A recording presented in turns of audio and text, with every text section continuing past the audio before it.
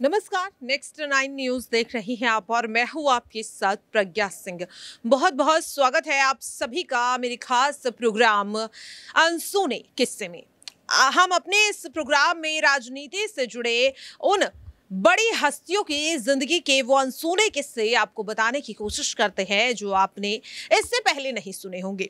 राजनीति से जुड़े ये तमाम हस्तियां यूं तो आपको काफी ज्यादा बयान देती हुई दिखाई देती हैं, लेकिन आपको बता दें कि इनकी निजी जिंदगी के किस्से काफी कम ही सुनाई देने को मिलते हैं। और ऐसे में आप सभी के सामने एक बार फिर से हाजिर हो गई हूं मैं अपने खास प्रोग्राम अनसुने किस्से को लेकर। आज इस खास प्रोग्राम में हम बात करने वाले हैं सीपी जोशी की। जी हां, आपको बता दें कि सीपी जोशी राजस्थान की सियासत में अपना एक खास महत्व रखते हैं, एक खास वर्चस्व रखते हैं। सीपी जोशी की अगर बात करें तो 30 सालों से ज्यादा का करियर उनका है। राजनीति में इतनी पकड़ रखने के बाद भी आखिरकार क्यों सीपी जोशी राजस्थान के मुख्यमंत्री नहीं बन पाए? एक वक्त था जब सीपी जोशी को पार्टी में लाने के लिए बीजेपी से लड़ गए थे मुख्यमंत्री अशोक गहलोत। फिर आखिरकार ऐसा क्या हो गया कि जब वाकई में मुख्यमंत्री बनाने की बात आई तो अशोक गहलोत ने सीपी जोशी को बड़ा धोखा दे दिया। ऐसा आखिरकार क्या हो गया जिसके चलते सीपी जोशी मुख्यमंत्री बनते बनते रह गए? दरअसल आपको बता दें कि साल के अंत में विधानसभा चुनाव होने हैं और ऐसे में यहाँ पर मुख्यमंत्री चेहरे के लिए 2 नाम सामने आ रहे हैं, जिनमें सीपी जोशी और सचिन पायलट का नाम है। लेकिन आखिरकार क्या वजह है कि सीपी जोशी मुख्यमंत्री नहीं बन पाए? क्या थी वो कहानी जिसके चलते सीपी जोशी का इतना अच्छा खासा राजनीतिक करियर होने के बाद भी वो सिर्फ और सिर्फ कांग्रेस पार्टी में एक अध्यक्ष बनकर रह गए? केंद्रीय मंत्री वो रह चुके थे, विधायक रह चुके थे, लेकिन मुख्यमंत्री पद आते आते क्यों उनके हाथों से बार बार फिसलता रहा? जानने के लिए देखिए हमारी ये खास रिपोर्ट। राजस्थान में लगातार सियासत तेज है कि आखिरकार विधानसभा चुनाव में कांग्रेस जीत के बाद मुख्यमंत्री पद किसे सौंपेगी? ऐसे में जहां एक ओर सचिन पायलट का नाम लगातार चर्चा में बना हुआ है, तो यहाँ पर एक और कद्दावर नेता जिसका जिक्र अब तेजी से होता हुआ दिखाई दे रहा है। दरअसल आपको बता दें कि नाम है ये सीपी जोशी का, वही सीपी जोशी जो राजस्थान की सियासत को पलटने की ताकत रखते हैं। बात है दिसंबर साल 2008 की। राजस्थान से वसुंधरा राजे की सत्ता जा रही थी। राज्य सरकार पर कई संगीन आरोप लग रहे थे। प्रदेश में कांग्रेस की वापसी हो रही थी और तभी पार्टी के प्रदेश अध्यक्ष सीपी जोशी चर्चा में आए। सियासी गलियारों में चर्चा थी कि इस बार कांग्रेस राज आया तो सीपी जोशी ही सीएम बनेंगे। लेकिन जिस दिन चुनाव के नतीजे आ रहे थे उस दिन मेवाड़ से खबरें आई कि पार्टी के प्रदेश अध्यक्ष एक वोट से अपनी सीट से हार गए और यहाँ पर बाजी ही पलट गई। कांग्रेस के सामने अशोक गहलोत को मुख्यमंत्री बनाने के अलावा कोई दूसरा विकल्प ही नहीं बचा। उसके बाद से ही जोशी का नाम सीएम पद की रेस से हमेशा के लिए बाहर हो गया। सीएम बनने से चूकने के बाद क्या बने सीपी जोशी? आखिरकार किस पद पर रहे और कैसी थी उनकी जिंदगी? अब ये सवाल लगातार उठ रहा है। राजस्थान की राजनीति में डॉक्टर सीपी जोशी प्रभावशाली रही। पहली बार वे अशोक गहलोत सरकार में सन 1998 में कैबिनेट मंत्री बने।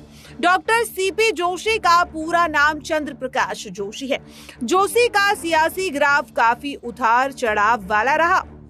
साल 2008 के विधानसभा चुनाव में मिली हार के बाद सीपी जोशी सीएम की रेस से हमेशा के लिए बाहर हो गए। संन्यास लेने की तैयारी में थे, लेकिन साल 2009 के लोकसभा चुनाव में भीलवाड़ा सीट से चुनाव जीतकर संसद पहुंचे। मई 2009 में उन्हें यूपीए सरकार में मंत्री के तौर पर शामिल किया गया। स्वतंत्र प्रभाव के तौर पर ग्रामीण विकास और पंचायती राज मंत्रालय दिया गया। उन्हें साल 2011 में सड़क परिवहन, रेलवे जैसे मंत्रालय दिए गए। धीरे धीरे राहुल गांधी के बेहद करीब आते गए सीपी जोशी। यूपीए की सरकार जाने के बाद जोशी को पूर्वोत्तर के कई राज्यों का प्रभारी बनाया गया, लेकिन सीपी जोशी किसी भी राज्य में कांग्रेस को जीत नहीं दिला सके। हर राज्य में कांग्रेस को करारी हार मिली और इससे कांग्रेस आलाकमान सीपी जोशी से नाराज हो गए। उन्हें संगठन से बाहर का रास्ता दिखा गया। आपको बता दें कि जोशी साल 2017 और 18 में बेहद कमजोर पड़ गए थे। राजस्थान की राजनीति में गहलोत पायलट के बीच सियासी विवाद हमेशा से देखने को मिला है और ऐसे में अगर देखा जाए तो सीपी जोशी को लेकर कई तरह के कयास लगाए जाने लगे। राजस्थान की राजनीति में गहलोत पायलट के बीच सियासी टकराव जारी रहा। मौके को भांपते हुए जोशी गहलोत के करीब आ गए और इसके कारण एक बार फिर उनके सियासी दिन वापस लौट आए। गहलोत से नजदीकी बढ़ते ही उन्हें स्पीकर बनने का मौका मिला और तब से आज तक वह राजस्थान विधानसभा में स्पीकर की भूमिका निभा रहे हैं। विधानसभा में अक्सर उनकी छवि प्रोफेसर वाली देखी जाती है, लेकिन एक प्रोफेसर से आखिरकार किस तरह से सीपी जोशी राजस्थान की विधानसभा स्पीकर बन गए, ये सवाल हर किसी के मन में उठता है। आपको बता दें कि राजसमंद जिले के नाथद्वारा विधानसभा सीट से कांग्रेस के विधायक रहे सीपी जोशी कभी गहलोत के ध्रुव विरोधी थे, लेकिन गहलोत के करीब आने से प्रदेश कांग्रेस की राजनीति की बाजी पूरी तरह से पलट गई। जहां जोशी स्पीकर बन गए तो वहीं गहलोत का कांग्रेस में पूरी तरह से दबदबा बन गया। सचिन पायलट कांग्रेस में एक तरह से अलग थलग पड़ गए। पायलट की बगावत के वक्त सीपी जोशी ने अशोक गहलोत की सरकार को बचाने में अहम भूमिका निभाई। सीपी जोशी का जन्म राजसमंद की कुंवरिया में हुआ था। उनकी सियासत में एंट्री छात्र राजनीति से हुई।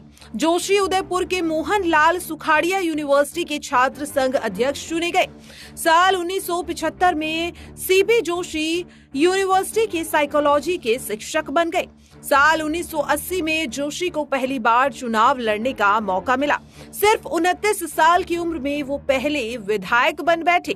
इसके बाद साल 1985 में भी विधायक रहे।